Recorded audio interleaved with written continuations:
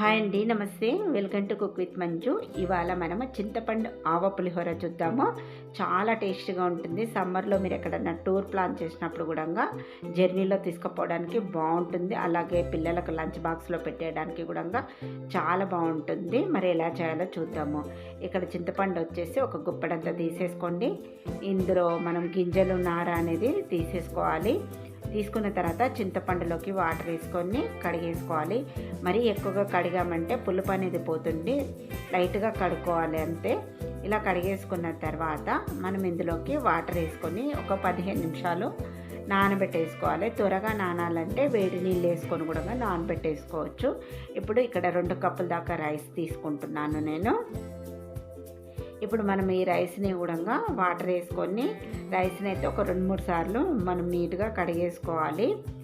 Rice ఇలా బాగా కడుక్కున్న తర్వాత మళ్ళీ మనం రైస్లోకి వాటర్ యాడ్ చేసుకోవాలి. వాటర్ వేసేసుకున్న తర్వాత రైస్ని ఒక 1/2 అవర్ నానబెట్టేసుకొని వండుకుంటే పొడి పొడిలాడుతూ వస్తుందన్నమాట. ఇప్పుడు ప్యాన్ పెట్టేసుకొని కొంచెం ఆయిల్ వేసుకోవాలి. ఆయిల్ వేసుకొని ఒక కప్పు దాకా పల్లీలు వేసుకొని దూరగా వేపుకోవాలి. ఇలా పల్లీలు వేపుకొని ఒక ప్లేట్లోకి తీసి పెట్టేసుకోండి. తర్వాత ఆవాలు, ఇవి పచ్చి ఆవాలే ఒక 2 స్పూన్లు తీసుకోండి. తీసుకున్న తర్వాత మిక్సీ పట్టుకోవాలి. మరీ మెత్తగా అవసరం లేదు, కొంచెం ఇలా కచ్చపక్కగానే మిక్సీ పట్టేసుకోండి.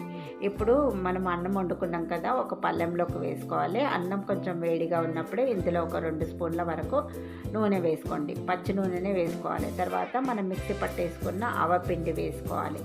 ఇందులోనే కొంచెం కరివేపాకు కూడా వేసుకోవాలి. వేసేసుకున్న తర్వాత ఈ ఆవపిండి అంతా కూడా అన్నంకి పట్టేటట్టు మంచిగా ఇలా కలిపేసుకోవాలి.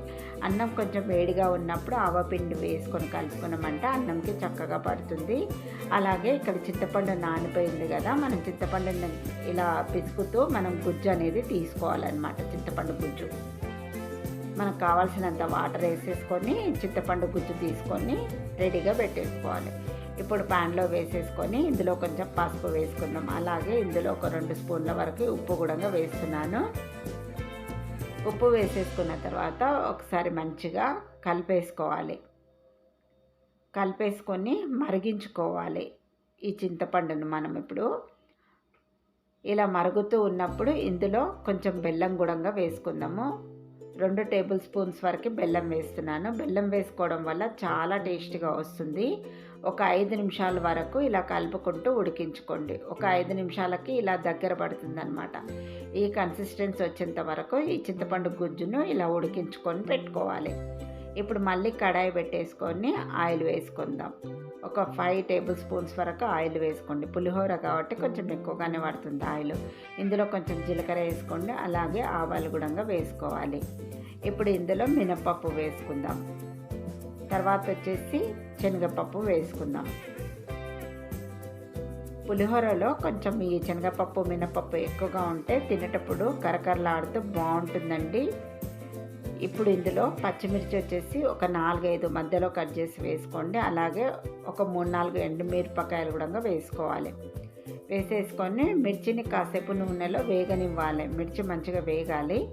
ఇప్పుడు ఇందులో కొంచెం పసుపు కూడా వేసుకుందాం. వేసేసుకొని ఒకసారి మళ్ళీ కలిపేసుకుందాం. ఇలా అంతా కలుపుకున్న తర్వాత ఇప్పుడు ఇందులో ఇంగువ వేసుకోవాలి. ఇంగువ చాలా బాగుంటుంది, అసలు స్కిప్ చేయొద్దు పులిహోరలో. ఇంగువ వేసేసుకున్నాం కదా, మళ్ళీ ఒకసారి కలుపుకొని ఇప్పుడు మనం చింతపండు గుజ్జు వేసేసుకోవాలి. చింతపండు గుజ్జు మొత్తం వేసేసుకొని మంచిగా కలుపుకొని మళ్ళీ కొంచెం దగ్గర పడేంత వరకు ఉడికించుకోవాలి. ఇప్పుడు ఇందులో కొంచెం కరివేపాకు వేద్దాం. చింతపండుతో పాటు ఈ కరివేపాకు ఉడికి ఫ్లేవర్ అనేది చక్కగా వస్తుంది పులిహోరకు. ఇలా మంచిగా కలుపుకోండి. కలుపుకొని మళ్ళీ కొంచెం దగ్గర అయ్యేంత వరకు ఒక 2 మినిట్స్ ఉడికించుకోండి. ఇప్పుడు మనకి ఇలా రెడీ అయిపోయింది కదా, అన్నంలో వేసేసుకోవాలి. అన్నంలో వేసేసుకొని కలుపుకోవాలి. ఇప్పుడు మనం చేయితోటి మంచిగా ఈ చింతపండు గుజ్జంతా కూడా అన్నంకి పట్టేటట్టు మంచిగా ఇలా కలిపేసుకుందాం. ఇలా అన్నంకంతా మంచిగా పట్టేటట్టు కలుపుకోవాలి.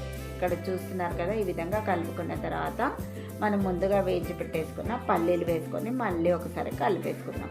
పల్లీలను మనము పోపు చింతపండుతో పాటు ఉడికించామంటే మెత్తబడిపోతాయండి, కరకరలాడవు. కాబట్టి లాస్ట్లో వేశాను నేను పల్లీలు. ఇప్పుడు టేస్ట్ చూసి పులిహోర కొంచెం ఉప్పు అనేది యాడ్ చేస్తున్నాను. ఉప్పు వేసేసుకొని మళ్ళీ ఒకసారి ఇలా కలిపేసుకుందాం. చాలా అంటే చాలా టేస్టీగా ఉంటుందండి. పులిహోర అయితేనంటే రుచి అద్దిరిపోతుంది. మనం పులిహోర పులుసు ఇలా ప్రిపేర్ చేసుకొని ఫ్రిడ్జ్లో పెట్టేసుకొని అప్పటికప్పుడు మనం అన్నం వండి కూడా కలిపేసి పిల్లలకు లంచ్ బాక్స్లో ఇచ్చేసేయచ్చు. సూపర్గా ఉంటుంది. మనకు ఒక వారం అయినా కూడా అస్సలు ఖరాబ్ అవ్వదు అనమాట ఈ చింతపండు పులుసు.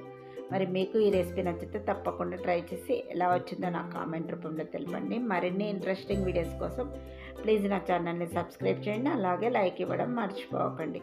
వీడియో నచ్చితే ఫ్రెండ్స్కి అలాగే రిలేటివ్స్కి కూడా షేర్ చేయండి. ప్లీజ్ అండి, సపోర్ట్ చేస్తూ ఉండండి. Thanks for watching my video.